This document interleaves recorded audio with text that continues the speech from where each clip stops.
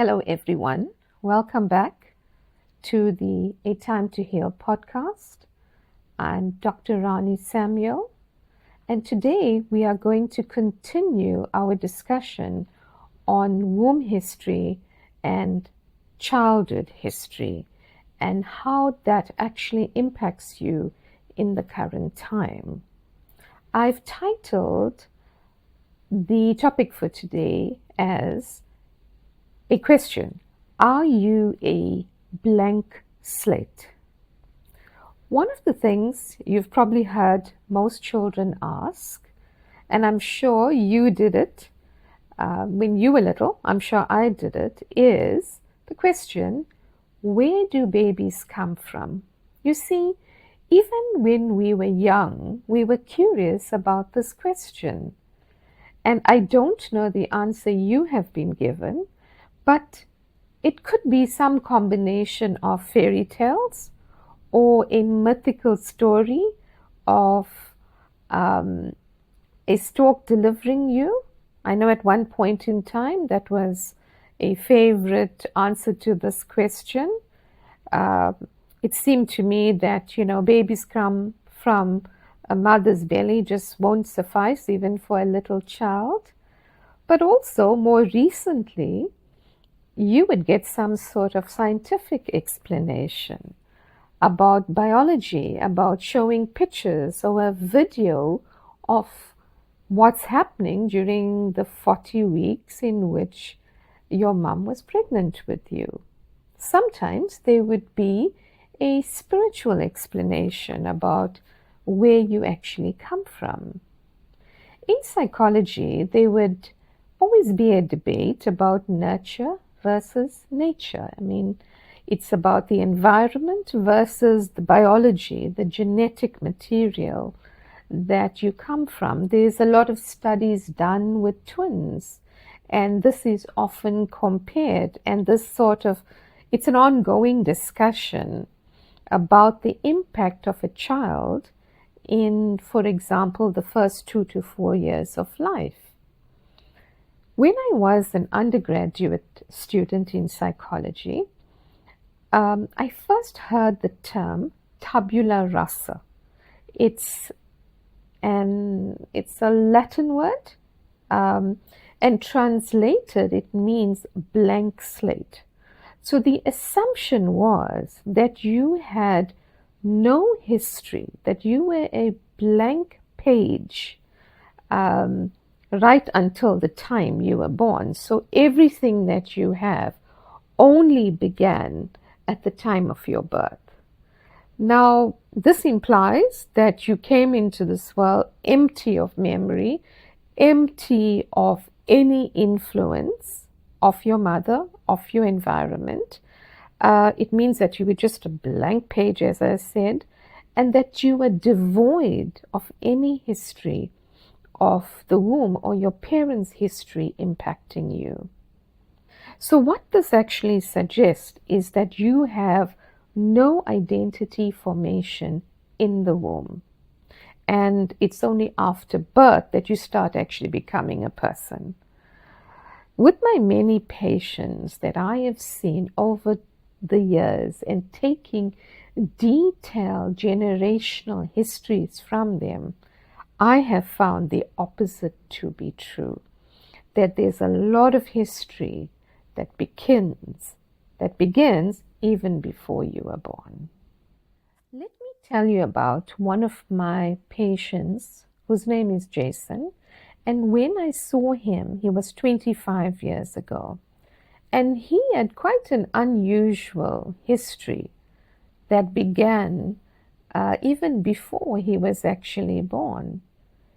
Jason is a graphic artist and a mural artist. So he's someone that is highly talented, and he was doing the graphics for novels and books and manuals, but he was also commissioned to do work on walls, to do mural art in various parts of the cities. So I would often say, are you one of those graphic artists and graffiti artists that come out at night and paint a wall. And he said, no, all my work is actually paid for and commissioned. So it was a lot of planning and collaboration that would go into it. When he came to us, he had just come out of quite a short romantic relationship, and he was really struggling. And the other thing that he would struggle with was anxiety, bouts of deep depression, and he would struggle with cannabis addiction, and he just couldn't shake it.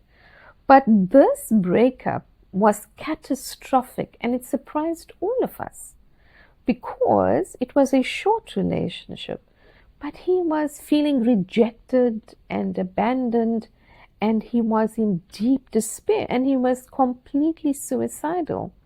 So that's the reason we actually admitted him, because there's safety in being in a hospital and having 24/7 monitoring, which we call a suicide watch. So that's how seriously this rejection affected him.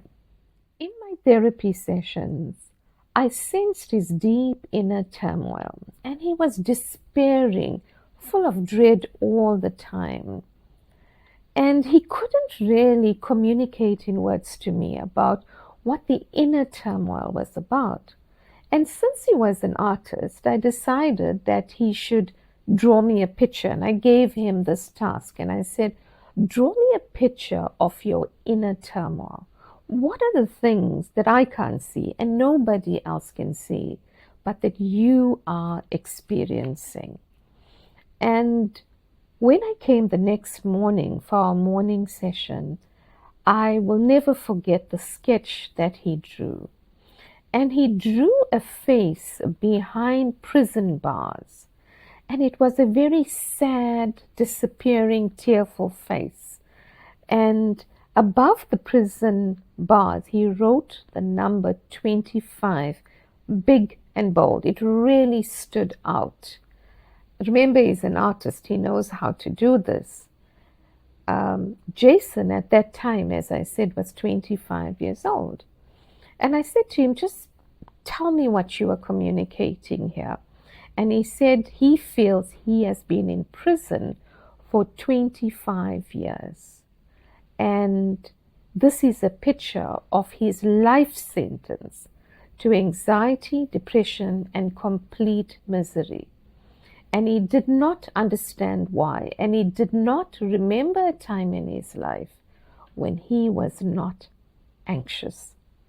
So this picture told me that he felt trapped with no way of escaping.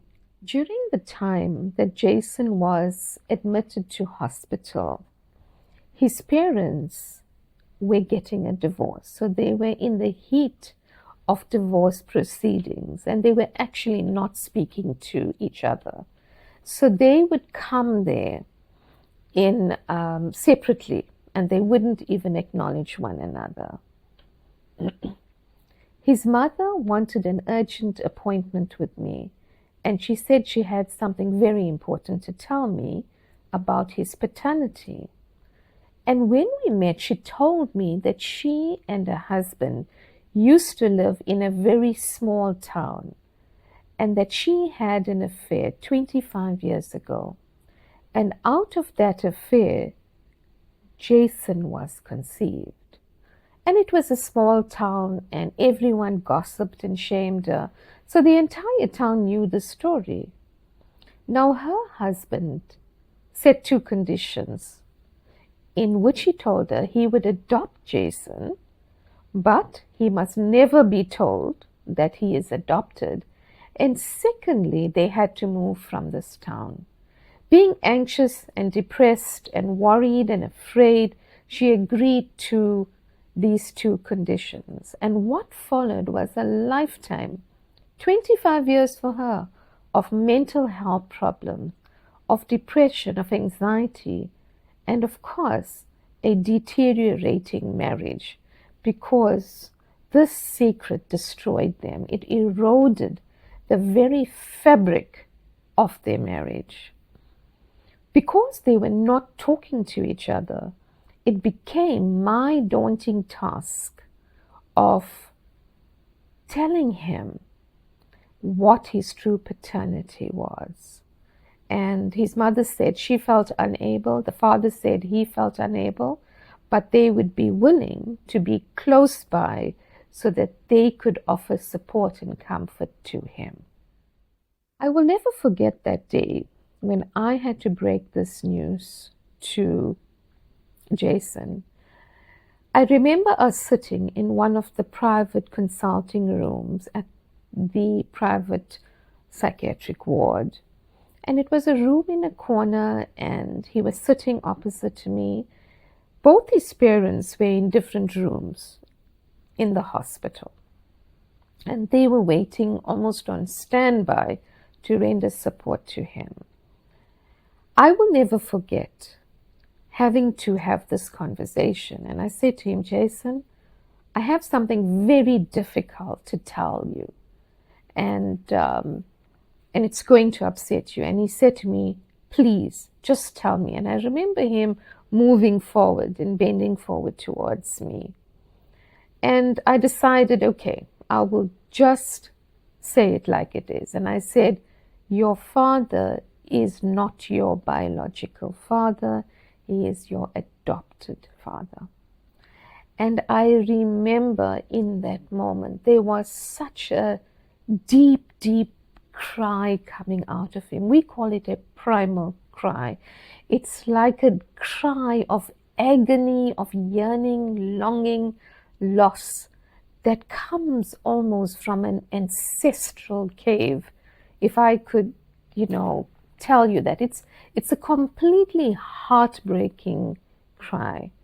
And I remember, leaving my chair, coming and sitting next to him and putting my hand on his shoulder as he wept and wept, and he wept loudly. I mean, the entire, part of that ward could hear him crying. But I'd informed the staff before that no matter what happens there, no one was supposed to come and disturb the session. Well, once that happened, it was almost like his life made sense again, that he was released from prison, that the secret that was holding him back as a person was now in plain view. It had come into the light. And it's really interesting what followed, because lots of healing followed. His parents were involved, and it was a time of lots of grief, and it took time, and lots of forgiveness happened, lots of family work followed. And in the months preceding that, he was so terribly, despairing, and that lifted after this revelation. And he was walking lightly in the world. The cannabis addiction had stopped. His depression lifted. His anxiety was very much lowered. And this entire family entered a new phase in their journey together.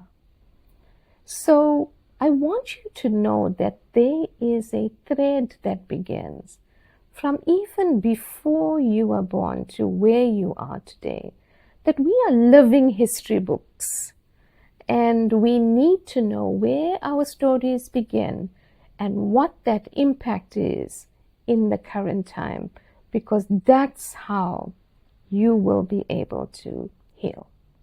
So I encourage you to consider your journey, to consider the threads, to ask the right questions, and to have an accurate understanding as far as possible of your journey. Thank you for listening, and we'll connect next time as we continue this conversation about womb history and childhood history. See you next time.